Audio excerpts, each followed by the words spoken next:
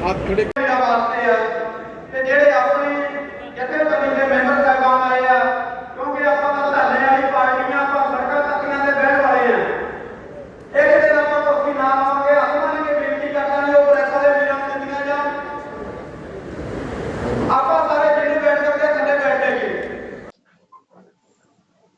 देखो, state government से भी सवाल रहते हैं हमारे, और सेंटर से भी बहुत सवाल रहते हैं।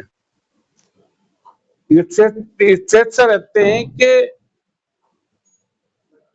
जो सेंटर वाली पॉलिसी उसको लागू करें।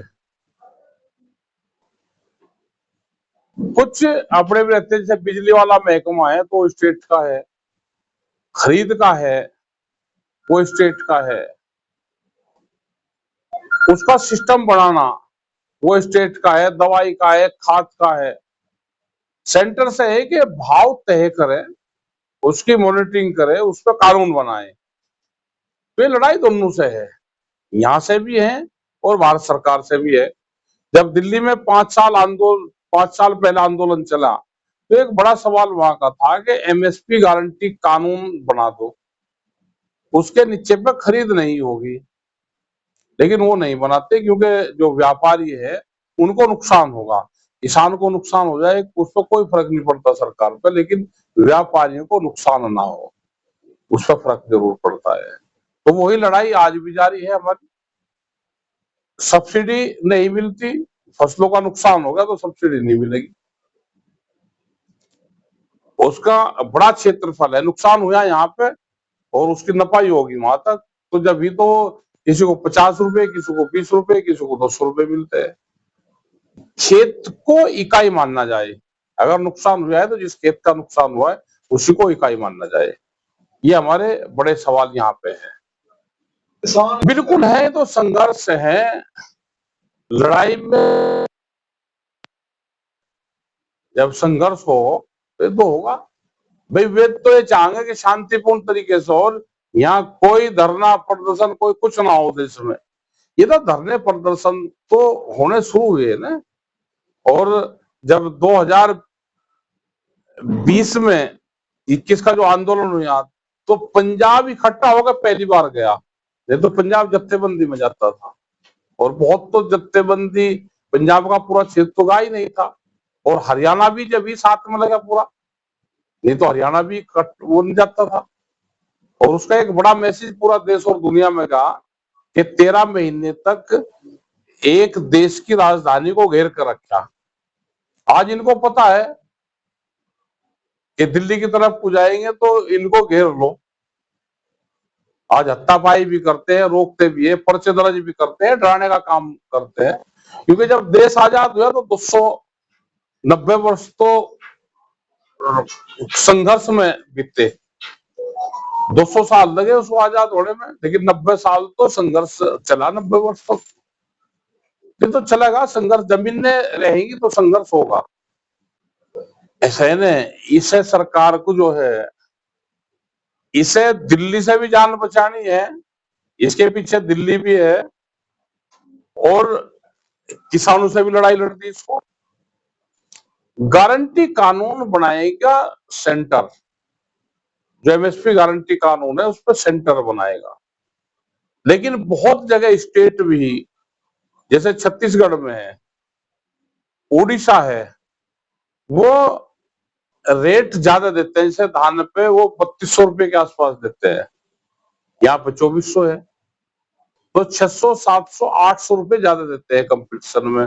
वहां सरकार किसी की भी आ जाए, पहले वहां उसमें छत्तीसगढ़ में कांग्रेस की थी, तो वहां पर कंपटीशन ये है कि कौन सरकार ज्यादा पैसे देगी, लेकिन कंडीशन बहुत लगा देते हैं। जैसे अभी हरियाणा में कंडीशन लगा दी, अब गेहूं थोड़ा तुल पा रहा वहां पे, भाई गेहूं हमारे घर पर आ गया, और ये सिस्टम रहता है पंजाब हरियाणा का तो कि सीधा खेत से मंडी जाते हैं हम फसल को घर तक जाती नहीं हमारी फसल, लेकिन उन्होंने कंडीशन लगा दी कि जैसे ये बुजुर्ग है, इनके भी अगर पापा होंगे दादा, तो उनके नाम जमीन होगी, और ट्रैक्टर लेकर जाएगा इनका बेटा, तो आना पड़ेगा उनको।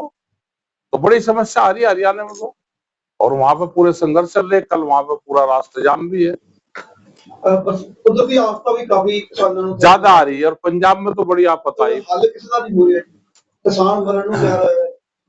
देखो हल वो करते हैं जो सरकार हो, किसी पार्टी की सरकार हो, ये तो पूंजीपतियों की सरकार है, ये तो चाह ही रही है कि खेती में नुकसान इनको हो, और ये खेती को छोड़ना है, इनकी तो प्लान ही यही है।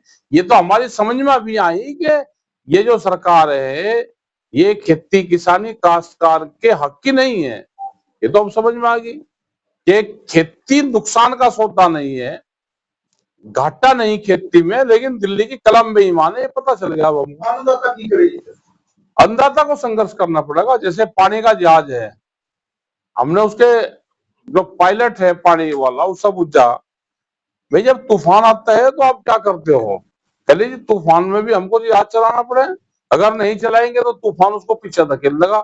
ये तो समुद्र में फंसा हुआ जहाज है, तूफान आ रहा है तो हमको चालू रखना पड़ेगा, आंदोलन मूवमेंट चालू रखना पड़ेगा। अब इस टाइम पे हताश नहीं होना, बस एक ही चीज है, फसलों के रेट मिलेंगे नहीं मिलेंगे, जमीन बचेगी नहीं बचेगी, लेकिन अपनी लड़ाई संघर्ष जारी रखना पड़ेगा हमको, जब जिंदा बच सकते हैं। ये तो जिंदा रहने की लड़ाई है, अभी तो जिंदा रहेंगे बचेंगे, जमीनें बचेगी, अभी तो जमीनों की लूट चल रही है।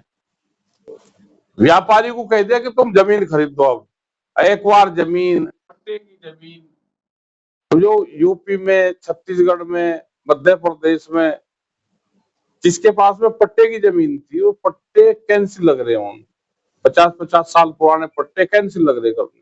भाई पट्टा 99 साल का हुआ, पट्टा एक बार हो गया, जिसका 12 साल पे कब्जा होगा उसी को अलाट हो जाती है, लेकिन वो चिन्हित कर करके उनकी जमीन छीनने लग रही है। ये पूरे देश में प्रॉब्लम हो रही है।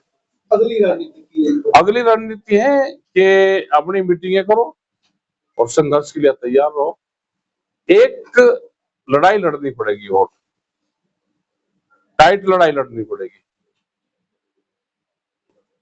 धन्यवाद।